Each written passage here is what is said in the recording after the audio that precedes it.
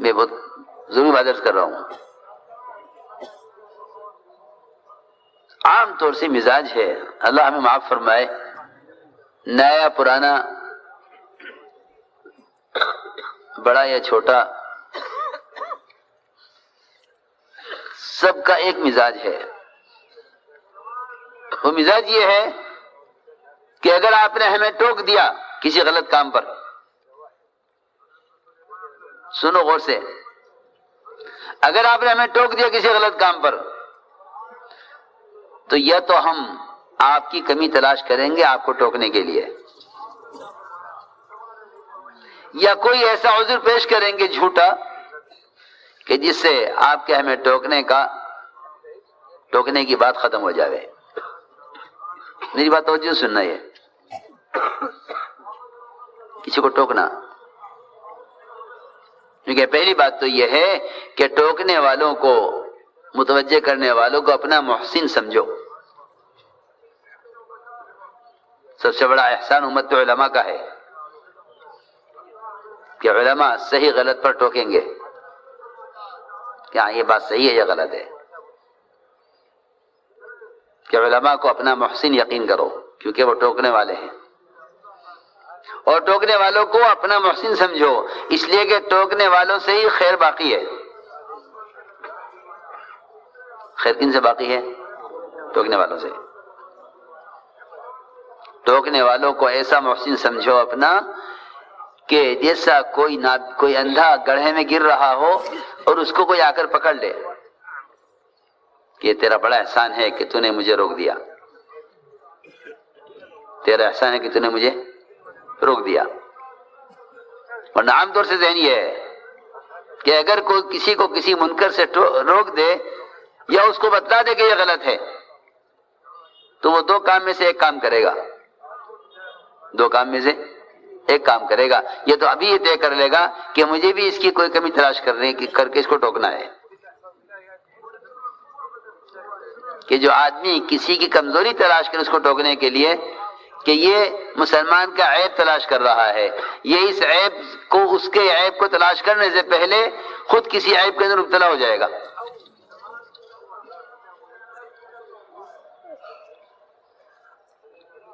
دوسری بات یہ ہے کہ جب اس کو ٹوکا جاتا ہے تو وہ کوئی جھوٹا عذر پیش کر دیتا ہے تاکہ ٹوکنے والے کی بات ختم ہو جائے، جواب ہو جائے. تو جب آپ نے فرمایا ان صاحب سے کہ دائیں ہاتھ سے کھاؤ، تو میں کیا جواب دوں؟ انہیں خیال ہوا کیا جواب دوں؟ جو لوگ حق بات کو قبول نہیں کرتے ان کے پاس ہر حق بات کا جواب موجود ہوتا ہے. وہ حق بات کا جواب، حق کا انکار حق سے کریں گے، حق کا انکار حق سے کریں گے. جی ہاں، اور جو چیز حق کا انکار کرے وہ باطل ہوتا ہے، حق نہیں ہوتا. وہ حق کا انکار حق سے کریں گے. سنو میں حضوری بات عرض کر رہا ہوں کہ حق کا انکار حق سے کریں گے. کیسے؟ سنو غور سے کہ حق کا انکار وہ حق سے کریں گے. جب ان سے کہا گیا کہ دائیں ہاتھ سے کھاؤ تو اس نے جواب دیا کہ میرا دائیں ہاتھ اٹھتا نہیں ہے.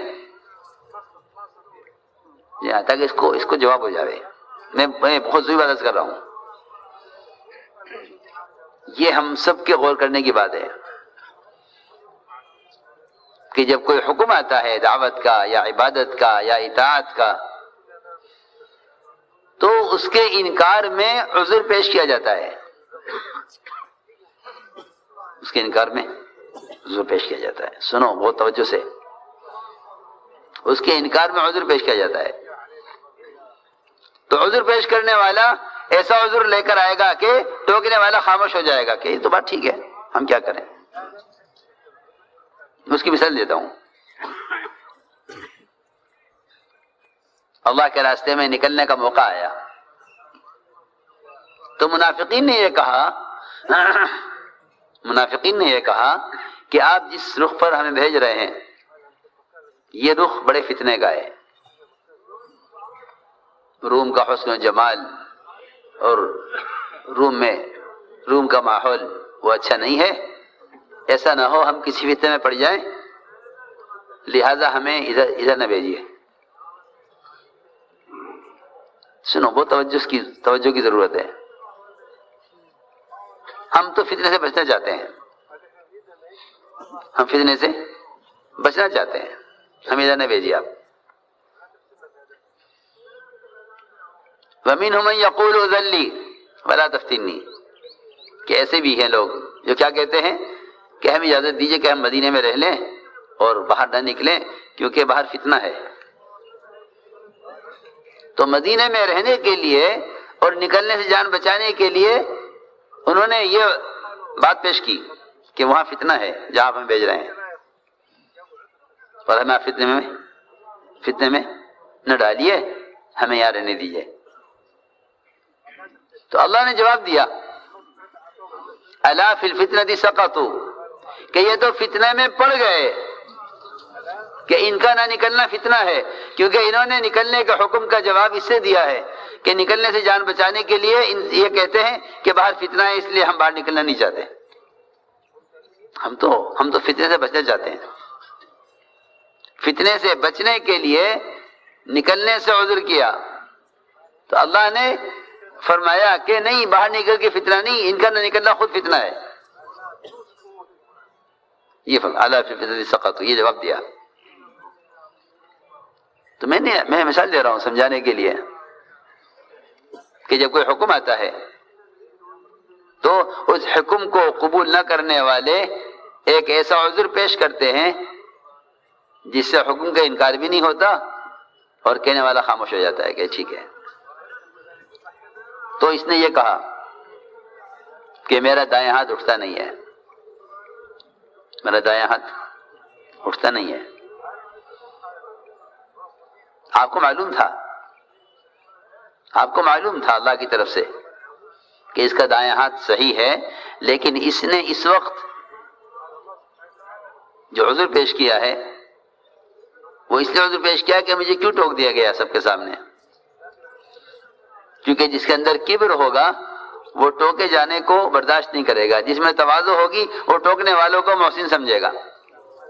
آپ کا احسان آپ نے ٹوک دیا۔ معاویہ رضی اللہ تعالیٰ عنہ نے اپنے اندر خیر دیکھنے کے لیے 4 جمعہ غلط اعلان کیا، 4 جمعہ تک مجمع میں، کہ مال ہمارا ہے، مال ہمارا ہے، مال ہمارا ہے، جس کو چاہیں گے دیں گے، جس کو چاہیں گے نہیں دیں گے۔ چوتھے جمعہ میں ایک بڑے میاں کھڑے ہو گئے کہ نہیں، غلط اعلان ہے یہ، ہم آپ کی بات نہیں مانیں گے، اس میں آپ کا اعلان غلط ہے۔